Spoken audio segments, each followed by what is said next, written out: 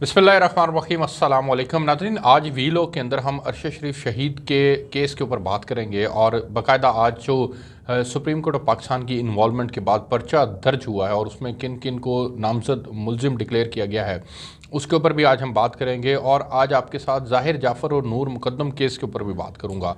किस तरह से ज़ाहिर जाफ़र को बचाने के लिए एक ऐसा कदम उठाया गया है जिस कदम को ना सिर्फ आगे जा कर के जस्टिफाई करने की कोशिश की जाएगी और फिर नूर मुकद्दम के मामले के अंदर जो है वो ज़ाहिर जाफ़र को बरी भी इस मामले के बाद किया जा सकता है। ये एक ऐसा केस होगा जो कि ना सिर्फ रियासत के लिए चैलेंज है बल्कि ये हर उस पाकिस्तानी के लिए चैलेंज है जिस पाकिस्तानी को इस बात का पता है कि किस तरह से यहाँ पर इस मुल्क के अंदर जो है वो अमीर तबका, अमीर लोग, वो ताकतवर लोग जो हैं वो इंसाफ को किस तरह से ख़रीदते हैं और अपने हक़ में चीज़ों को इस्तेमाल करते हैं, सिस्टम को अपने हक़ में इस्तेमाल करते हैं।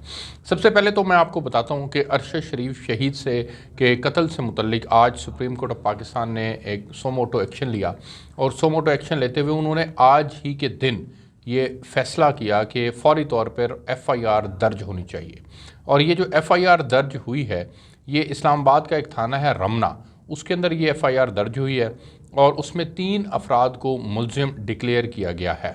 वक़ार अहमद वल्द अफजल अहमद, खुरम अहमद वल्द अफजल अहमद, ये 2 सगे भाई हैं, और तारक अहमद वसी वल्द मोहम्मद वसी, ये वो लोग हैं जिनको तीनों को नामजद मुलजिम जो है वो इसमें डिक्लेयर किया गया है।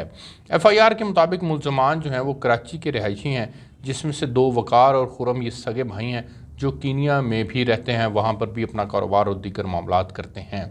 अरशद शरीफ शहीद का ये जो सारा मामला था, इस सारे मामले के अंदर बार बार जो है वो कहा जा रहा था कि इस मामले को सो मोटो लेना चाहिए और इसको सो मोटो लेने के बाद जो है मामले को आगे बढ़ाना चाहिए। अब देखते हैं कि इंसाफ उनके घर वालों को मिल पाता है या नहीं मिल पाता, और जब ये 3 लोग शामिल तफ्तीश होंगे तो फिर तमाम गुत्थियाँ जो हैं वो सुलझना शुरू हो जाएंगी और फिर ये बात खुलकर सामने आएगी कि किस तरह से जो है वो अरशद शरीफ को पाकिस्तान से किन हालात में भेजा गया, कौन था जिसने अरशद शरीफ शहीद को मजबूर किया कि वो वहाँ UAE से भी ट्रैवल कर जाए, और फिर किसने वहाँ पर कीनिया के अंदर उनको अकोमोडेट किया, कीनिया तक रसाई कैसे मुमकिन हो सकी, किसका फार्म हाउस था, किस तरह से वो वहाँ पर गए, और ये तमाम मामला जो हैं वो अब फर्दर इन्वेस्टिगेशन के अंदर क्लियर होंगे।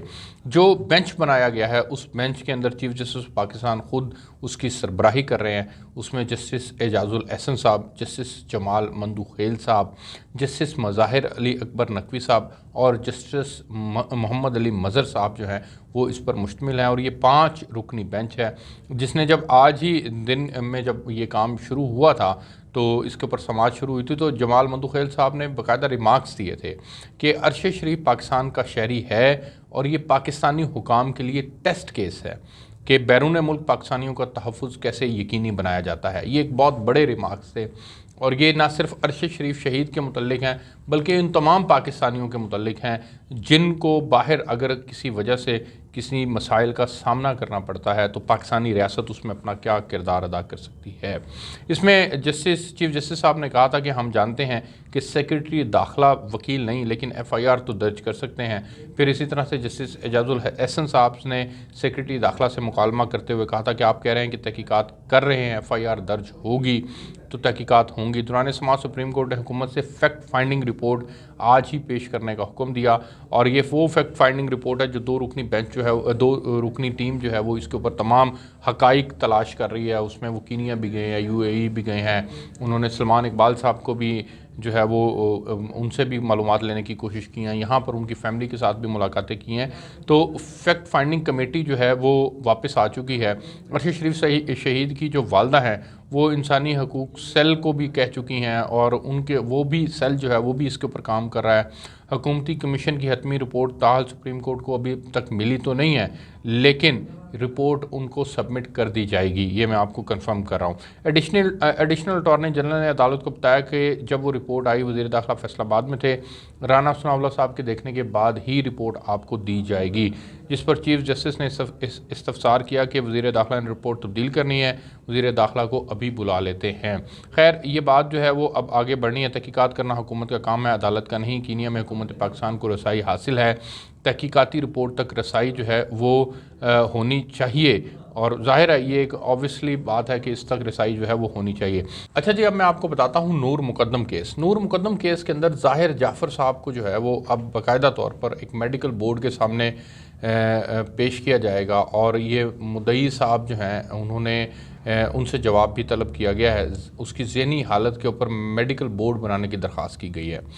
ज़ाहिर जाफ़र और नूर मुकद्दम ये दोनों आपस में दोस्त थे।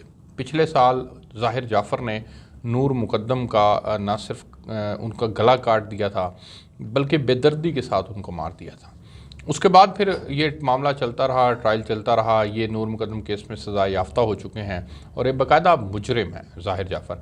अब इन्होंने मेडिकल बोर्ड कराने की दरख्वास्त की है, और इसके अंदर इस्लामाबाद हाई कोर्ट के अंदर ये दरख्वास्त दायर की गई है, जिसमें चीफ जस्टिस आमिर फ़ारूक और जस्टिस सदार एजाज़ इसहाक़ ख़ान पर मुश्तमिल जो है वो ये मामला को लेकर के नूर मुकद्दम केस के ऊपर जो है इस अपील को सुनेगा, सज़ा के ख़िलाफ़ अपील को सुनेगा। ज़ाहिर जाफ़र के वकील ने कहा है कि ट्रायल कोर्ट ने सिर्फ वीडियो देखकर सज़ा दी है।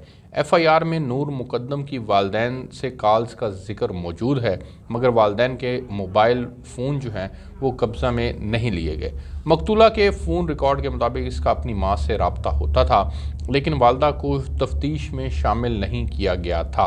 वालदा का एक बयान आ जाता है कि केस में काफ़ी शफाफियत आ सकती थी, यानी कि अगर वालदा भी उसमें अपना बयान दे देती तो केस में शफाफियत आ सकती थी। इसी तरह से मरकज़ी मुलज़िम जो ज़ाहिर जाफ़र है, उसके वकील उस्मान खोसा ने मज़ीद दलाइल दिए। उन्होंने कहा कि नूर मुकद्दम के मोबाइल से ज़ाहिर जाफ़र के घर मौजूदगी के दौरान पुलिस को कोई कॉल नहीं की गई, ना किसी रिश्तेदार को कॉल करके कहा गया कि इसकी जान को ख़तरा है। अब ये देखें आप कि कैसे जो है वो बचाने की कोशिश की जा रही है।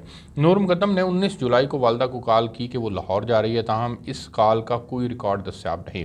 जिससे सरदार एजाज इसहाक़ खान ने कहा कि CDR में कॉल डाटा आता है, व्हाट्सएप कॉल या डाटा कॉल रिकॉर्ड में नहीं आते। वकील उस्मान खोसा ने कहा कि फ़ोन से व्हाट्सएप डाटा डिलीट हो जाता है, मगर इसे रिकवर किया जा सकता है। व्हाट्सएप डाटा रिकवर करने की कोशिश नहीं की गई। ट्रायल कोर्ट ने अगवा के जुर्म में भी सज़ा सुनाई। अच्छा जी, अब ये तमाम मामलात जो हैं वो आगे बढ़ रहे हैं, और इसमें ये साबित करने की कोशिश की जा रही है कि जी ज़ाहिर जाफ़र जो है वो एक ज़हनी मरीज़ है, और उस ज़हनी मरीज़ ने अगर ज़हनी मरीज़ होने के नाते ये तमाम काम किए हैं तो फिर उसमें उसको इतनी बड़ी सज़ा नहीं बनती। अब ये तमाम काम जो हैं वो ज़ाहिर जाफ़र साहब जो है वो इस सारे मामले को अगर उनको बचाने की कोशिश की जा रही है तो ये इंतहाई अफसोसनाक है, और इसको हर सूरत में फ़ौरी तौर पर जो है वो देखना होगा। रिकवर करने की कोशिश करने इसको बचाने की कोशिश जो है वो की जा रही है, लेकिन इसको इस तरह से बचाया नहीं जा सकता, मैं समझता हूँ। नाज़रीन, ज़ाहिर जाफ़र को बचाने की कोशिश की जा रही है, और ये इंतहाई अफसोसनाक है कि हमारे तमाम के तमाम लोग, हमारा इंसाफ का निज़ाम ये ना सिर्फ बिक चुका है, बल्कि ये इंसाफ के लिए बाकायदा तौर पर आंखें भी बंद किए हुए है। इंसाफ देना नहीं चाहता। ये यहाँ पर जजेस को देखने के बाद आप ये फ़ैसला कर सकते हैं कि ये जज ने क्या फ़ैसला देना है, तो ऐसे इंसाफ के निज़ाम को क्या लेना। ये पाकिस्तान के लिए, अदालती निज़ाम के लिए बदकिस्मती होगी कि अगर उसको ज़हनी मरीज़ डिक्लेयर करवा के उसको सज़ाए मौत से बचाया जाता है। ये ना सिर्फ पाकिस्तान के लिए, पाकिस्तान के अदारों के लिए, इंसानी हकूक़ के अदारों के लिए, ये तमाम सोसाइटी के लिए जो है वो बाइस से शर्मिंदगी होगी कि आप एक ऐसे मुलजिम को जो कि अब मुजरिम हो चुका है उसको आप बचाने की कोशिश कर रहे हैं, और उसमें फिर लोग सिर्फ महज अच्छी फ़ीस की गर्ज से जो है वो शवाहिद मिटा रहे हैं। ना सिर्फ शवाहिद मिटा रहे हैं बल्कि डिस्टॉर्ट किया जा रहा है, फैक्ट्स को डिस्टॉर्ट किया जा रहा है। तो ये एक्चुअल में नहीं होना चाहिए, और सबको नज़र आ रहा है कि शहबाज ततला केस के अंदर मुफ़ख्खर अदील ने उसको ना सिर्फ मार दिया, बल्कि मारने के बाद उसके तमाम डेड बॉडी पार्ट्स जो हैं वो भी ख़त्म कर दिए, उनको बिल्कुल जो है वो कंपोज्ड कर दिया गया। लेकिन इसके बावजूद जो है वो उनके भी वकील हैं, उनके भी मामलात जो हैं वो आगे बढ़ रहे हैं। तो ये इंतहाई अफसोसनाक है। इसी तरह से अब ये ज़ाहिर जाफ़र का मामला है, और इसके अंदर ये जो तफसील है ये मैं आपको बताता हूँ कि हो क्या रहा है एक्चुअली। लेकिन हक़ाइक़ ये हैं, हकीकत ये है कि ये इंतहाई अफसोसनाक है। अब मैं आपको बताता हूँ कि एक्चुअल के अंदर ये हो रहा है कि इनके वकील जो हैं वो इस्लामाबाद हाई कोर्ट में चले गए हैं ट्रायल कोर्ट के फ़ैसले के ख़िलाफ़, और इस्लामाबाद हाई कोर्ट में जाके उन्होंने जस्टिस आमिर फ़ारूक और जस्टिस सरदार, जो चीफ़ जस्टिस है इस्लामाबाद हाई कोर्ट के, उनके सामने आमिर फ़ारूक साहब हैं और सरदार एजाज़ इसाक़ खान साहब हैं, उन पर मुश्तमिल बेंच ने ये नूर मुकदम केस में सज़ा के ख़िलाफ़ जो है वो अपील पर समाअत की है, और उसमें उन्होंने कहा है कि इनका मेडिकल कराने की दरख्वास्त जो है वो दी जाए। तो अब इनका मेडिकल होगा, मेडिकल के बाद जो है वो चीज़ें फ़र्दर इन्वेस्टिगेशन होंगी, तो ऐसा महसूस होता है कि फिर पाकिस्तान का निज़ाम है, कुछ भी एक्सपेक्ट किया जा सकता है, और उसकी ज़हनी हालत को जो है वो ठीक करार ना दे करके जो है वो इसको कहीं पर ये लिवरेज जो है वो फ़राहम किया जा सकता है। तो अगर ये लिवरेज फ़राहम किया जा सकता है तो एक बेटी जो कि इस दुनिया से जा चुकी है, जिसको बेदर्दी से ना सिर्फ मार दिया गया था बल्कि उसके साथ जो है वो जो ज़्यादती भी हुई है, उस ज़्यादती का जो है वो मुदावा नहीं हो पाएगा, उसके वालिदैन को इंसाफ़ नहीं मिल पाएगा। तो इंसाफ़ का मिलना जो है वो इस मुल्क में बहुत ज़्यादा ज़रूरी है। आपको ये तमाम चीज़ें मैं रिपोर्ट कर रहा था, फ़र्दर जो भी चीज़ें होंगी आपको बताते रहेंगे। इजाज़त दीजिए, अल्लाह हाफ़िज़।